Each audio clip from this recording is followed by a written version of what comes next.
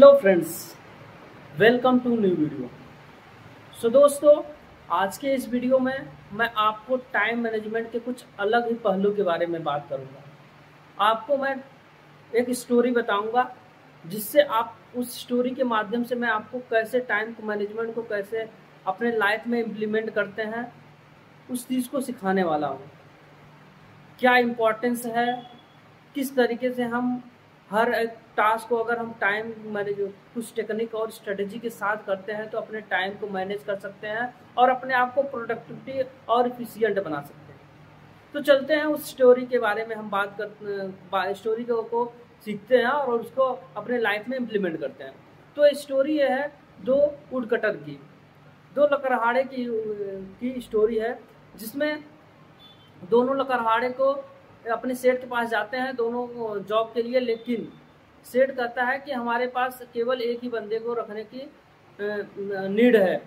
अगर आप दोनों में से मैं किसी एक को रख सकता हूँ, लेकिन अगर आप लोग आ ही गए हैं तो मैं आपको क्या कर सकता हूँ, एक आज के लिए मैं आपको दोनों को रख सकता हूँ और उसका पेमेंट भी मैं करूँगा, लेकिन एक मेरा कंडीशन है, अगर जो ज़्यादा लकड़ी आज काटता है उसको कल से मैं हायर कर लूँगा और वो परमानेंटली यहाँ पे काम करेगा। बाकी जो नहीं कर पाएगा उसको मैं नहीं रख सकता, उसको लिए सॉरी। दोनों को दिखा दिया जाता है, उनको लोकेशन पे लिया जाता है और बताया जाता है कि आपको आज लकड़ी काटना है। दोनों का गोल डिसाइड होता है, ज़्यादा से ज़्यादा लकड़ी काटना है। ठीक है, अब दोनों व्यक्ति जाते हैं। एक उसमें से एक व्यक्ति थोड़ा स्मार्ट था और तो एक व्यक्ति जाता है, वो क्या करता है, कुल्हाड़ी उठाता है और काटना शुरू कर देता है, क्योंकि उसको टारगेट उसका पता था कि मुझे ज़्यादा से ज़्यादा लकड़ी काटना था। दूसरा व्यक्ति थोड़ा सा स्मार्ट था, उसने क्या किया, कुल्हाड़ी की तरफ ध्यान दिया। कुल्हाड़ी को देखा कि उसका शार्पनेस कम है। उसने पहले उसको कुल्हाड़ी को क्या किया, शार्प किया। उसके बाद उसने लकड़ी काटना स्टार्ट किया। फिर उसके बाद बीच बीच में वो रुक जाता, तो बीच में रुकता और सुस्ता भी लेता था, आराम रेस्ट भी करता था, और उसी रेस्ट के दौरान ही वो कुल्हाड़ी को शार्प कर लेता था। फिर कुल्हाड़ी को लकड़ी को काटता था। फिर थोड़ी देर बाद फिर वो रेस्ट लेता, फिर कुल्हाड़ी को शार्प करता और फिर कंटिन्यूस कंसिस्टेंसी से काम करता।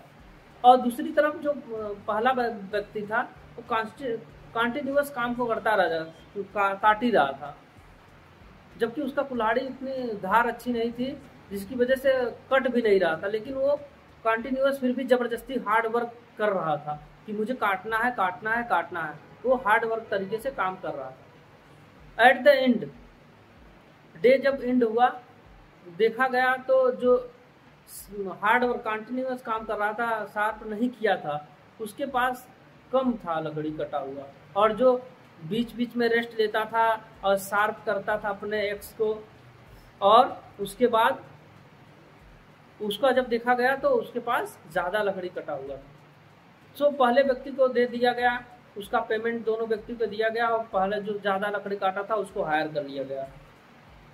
ये स्टोरी थी।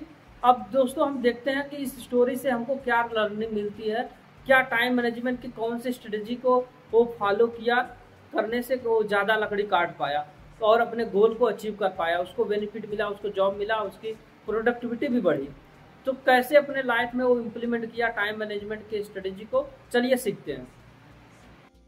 दोस्तों देखिए, हमने क्या किया, आज स्टोरी सुना है दो वुड कटर का, तो उसमें अगर हम देखें अपने लाइफ में कैसे इम्प्लीमेंट करते हैं, तो उनका गोल क्या था कि हमको cutting as much wood as possible, हमको ज़्यादा से ज़्यादा क्या करना था, वुड काटना था, हमारा एम था।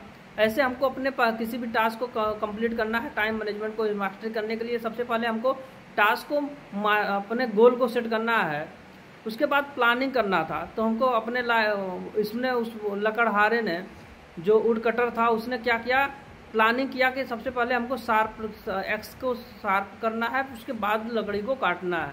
तो पहले उसने गोल सेट किया, फिर उसके बाद प्लानिंग सेट किया, उसके बाद प्रायोरिटाइज किया कि शार्पनेस, पहले उसका प्रायोरिटी ये था कि पहले शार्प करना है फिर कटिंग करना है। लेकिन जो दूसरा जो दूसरा जो वुड कटर था उसने क्या प्रायोरिटी किया था कि पहले काटना है, तो उसने सिर्फ काटने पर फोकस किया। लेकिन जो स्मार्ट बंदा था उसने क्या किया, शार्प किया, उसके बाद कट किया। तो अब जो हार्ड वर्क का जो कंटिन्यूअस काम कर रहा था वो हार्ड वर्क काम कर रहा था, कंटिन्यूअस बस कर रहा था, काम हो नहीं रहा था, लेकिन फिर भी वो काम को क्या कर रहा था, कंटिन्यूअस करते ही जा रहा था। लेकिन जो बंदा स्मार्ट था वो क्या कर रहा था, काम वो भी हार्ड वर्क कर रहा था, लेकिन स्मार्ट तरीके से हार्ड वर्क कर रहा था। क्या कर रहा था, थोड़ा देर का कट करता, फिर उसके बाद शार्प को तेज करता, फिर थोड़ी देर काम करता, फिर कटिंग का काम करता। मतलब उसने इनडायरेक्टली पोमोडोरो टेक्निक का यूज किया। पोमोडोरो टेक्निक मैंने आपको एक वीडियो में बताया था कि आपको 30 मिनट काम करना है, फिर 5 मिनट रेस्ट लेना है, फिर 30 मिनट काम करना है, फिर 5 मिनट रेस्ट लेना है। फिर अगर ये 3 क्वाड्रेंट पूरा हो जाता है उसके बाद आपको 45 मिनट 1 आवर का ब्रेक लेना है, लॉन्ग ब्रेक लेना है। मीन्स किसी काम को आपको करना है तो शॉर्ट ब्रेक लीजिए, फिर उसके बाद 2-3 घंटे काम पूरा होने के बाद आपको लॉन्ग ब्रेक लेना है। तो जो स्मार्ट बंदा था वो रेस्ट भी लेता था, उसी रेस्ट में क्या करता था, शार्प भी करता था और कंसिस्टेंसी के साथ काम कर रहा था, जिससे उसका हेल्थ भी सही था। हेल्थ में उसके जो बॉडी को आराम भी मिलती थी और माइंड भी सही रहता था, स्ट्रेटेजी प्लानिंग करता था। लेकिन इसमें जिसने कम लकड़ी काटा उसने क्या किया, हार्ड वर्क किया। तो इस स्टोरी से हमको लर्निंग क्या मिलता है, हमको हार्ड वर्क करना है, लेकिन स्मार्ट तरीके से विद फुल फोकस के साथ काम करना है। देखो दोनों बंदे काम क्या कर रहे थे, काम किए, दोनों हार्ड वर्क काम किए। लकड़ी काटना आसान काम तो है नहीं, तो दोनों ने क्या क्या हार्ड काम किया। लेकिन पहला व्यक्ति सिर्फ हार्ड वर्क काम किया, लेकिन जो सेकंड व्यक्ति था वो हार्ड वर्क काम किया लेकिन स्मार्ट तरीके से काम किया। उसने एक स्ट्रेटजी के साथ काम किया, प्लानिंग के साथ काम किया, शार्पनेस किया और फुल फोकस के साथ किया। उसको एक अपना गोल को अचीव करने का एक स्ट्रेटजी, प्लानिंग, प्रायोरिटी सब कुछ पता था। और timely update your skill, knowledge and नर्सेड्स।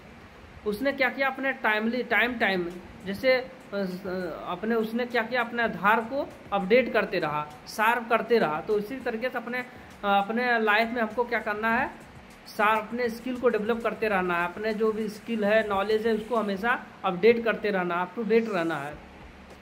और जो बीच बीच में रुक रहा था तो उसको सेकंड वाले पर्सन को लग रहा था ये रुक जा रहा है, मैं कंटिन्यूअस काम कर रहा हूँ, मैं ज़्यादा काटूंगा। लेकिन रुकने का मतलब ये नहीं है कि हारना। लेकिन देखो लिखा हो ना, रुकना हार नहीं बल्कि बेहतर तरीके आगे बढ़ने की तैयारी है। रुकने का मतलब हारना नहीं होता, बल्कि उसी काम को और अच्छे तरीके से प्रिपेयर होकर काम करना होता है। तो stopping is not defeat but preparation to move forward in a better वे।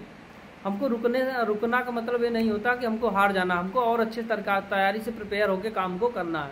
तो हमको अपने लाइफ में सीधी सी बात सिंपल वे में बताऊं कि अगर हमको टाइम मास्टरी करना है, अपने आप को ज़्यादा प्रोडक्टिविटी बनाना है, एफिशिएंट बनाना है, तो हमको अपना गोल सेट करना है, अपने प्लानिंग करना है, शेड्यूलिंग करना है और प्रायोरिटाइज टास्क को प्रायोरिटाइज करना है। उसके बाद स्मार्ट तरीके से कंसिस्टेंसी के साथ काम करना है।